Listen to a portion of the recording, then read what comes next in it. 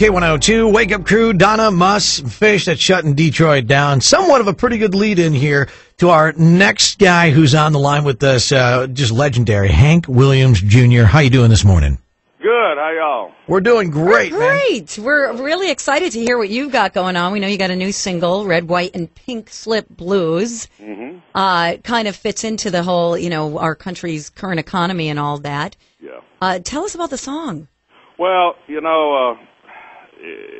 it just, when you play it and people hear it, they'll understand it a whole lot better. It's about people that feel like they've been kind of, shut out or left out. They pay their bills, they pay their taxes. Mm-hmm. All the damn mills have closed down. They've moved to Mexico, blah, blah, blah. And that's what it's about. Very cool. And you got to realize, I'm not talking about, there's going to be homeless people in the greatest economy in the world. That's just a fact that's going to happen. You got to realize half of Music Row is for sale in Nashville. I was going to ask you about Nashville, actually, because, you've written about your family and a way of life with no apologies, and you've cut against the grain of Nashville and the establishment. Yeah. And but what do you think about today's Nashville? I mean, I kind of wonder, what does Bo Cephas think about, like, the Taylor Swifts and the Carrie Underwoods and the Rascal Flatts and other things that are just going on in Nashville itself? Well, it's all positive, These people, they come up to me, and I can tell they're really thrilled and they're really genuine and they mean it. Say, man, I have got everyone. I know everyone. I know that. Is it Kid Rock or Taylor or what? Taylor? Oh God, please do this. I'm not. I don't have their CDs, man. They know that. Yeah, they know that. Just like McGraw, he said, you don't know. He said, I know. We had to do a TV. He said, you don't know one of my songs. I said, oh, yeah, I do. Anyway, they know what's going on.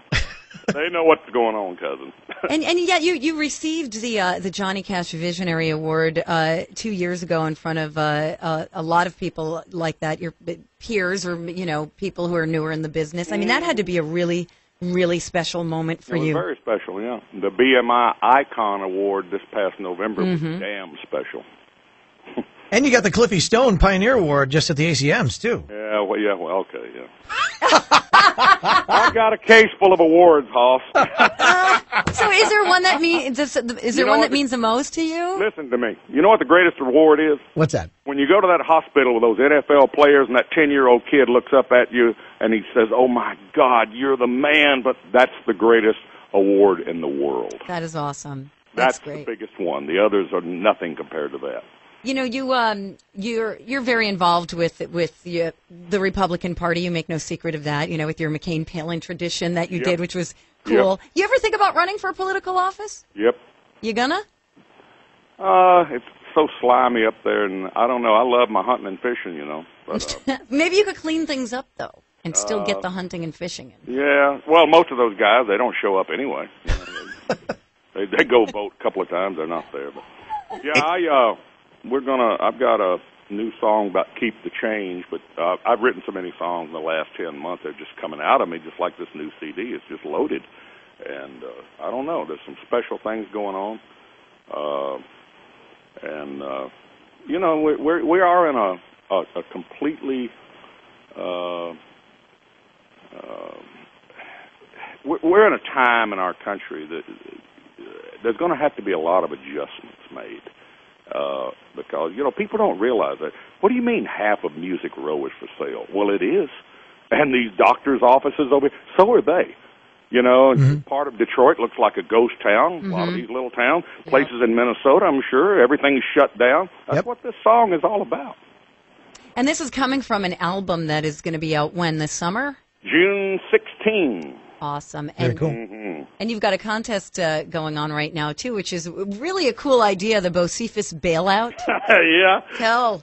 Okay, you get $2,500. You get a fancy hotel. You get a Monday Night Football guitar, and you come out and you can sell merch with us if you want to. You get tickets to the show, but you don't have to sit there if you don't want to. You can sit backstage, and you work for us for 24 hours.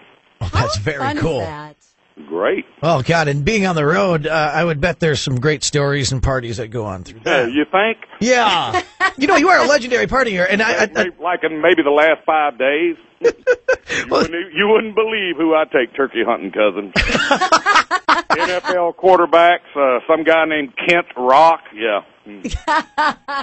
Well, I got to ask you about this, Bocephus. Now, I mean, after all these years, and I mean, one of the classic stories is actually on the video shoot for All My Rowdy Friends, how that turned out to be a huge bash. Oh, yeah, sure. That was a long time ago. But has there ever been somebody that you've partied with that even you said, damn, if I hang out with this person any longer, they're going to kill me? Oh, yeah, there's more than one, I guess. I don't know. Not naming names? There's more than one, yeah. Oh, Waylon was pretty good at it. Yeah. He was right up there at the top, cousin. Have you ever written a book? No. Are you gonna? Maybe. I got so many offers on the table, honey, you wouldn't believe it. Write a movie, write a book, do this, do that. We need to, because you're talking to a guy that used to ride in a car with a trailer behind it and a bass fiddle on top.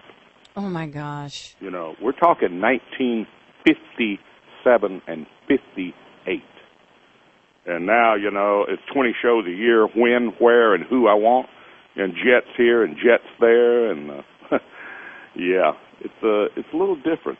Hank and I were talking off the air, and I got a chance to actually bring him on stage at an event in northern Minnesota, and I was amazed by this because as I'm walking up, normally you'll see a set list that sits on the stage, so you can kind of find out, okay, when are they going to be playing this, when this is going to come up and stuff like that, and I'm looking around, there's no set list at all. You don't do a set list. No. So you just break into whatever you feel like, whatever. Oh, you'd be surprised now. There's a handful of us that we don't use those set lists, man. Rock don't use no set list. I don't use no set list.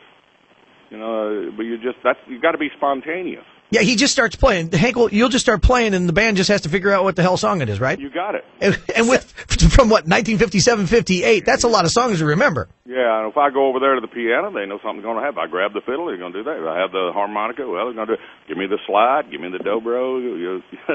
They've got it down, though. I'm proud of them. So 2 quick questions. One is it the same band that you've played with for a long time? Oh, no. Oh, so you're always switching it up? Quite a while, but some of the other guys, after many years have kind of moved on. Right. How many instruments can you play? Oh, 7 or 8. Wow. Oh, my God. Do you read music or do you just play? Not one note. Oh, my gosh. You are amazing. One note. Yeah, like Hank Williams, they said, do you ever have any formal training? He said, yeah, I had the best one in the world, a guy named T-Tot, a street singer in Montgomery. Really? Wow. Really? Yeah. Hank Williams Jr. with the K102 Wake Up Crew. Do you have a title for the album that's coming out in June? 127 Rose Avenue. Perfect. Look forward to that. We're going to play up Red, White, and Pink Slip Blues. We're going to play that next year on K102. Hank Williams Jr., thank you so much for joining us this morning. All right, guys. I like it up there in Minnesota. Well, come back and see us soon. All right. Thank you. And don't forget you can enter at bocephusbailout.com for that great pack.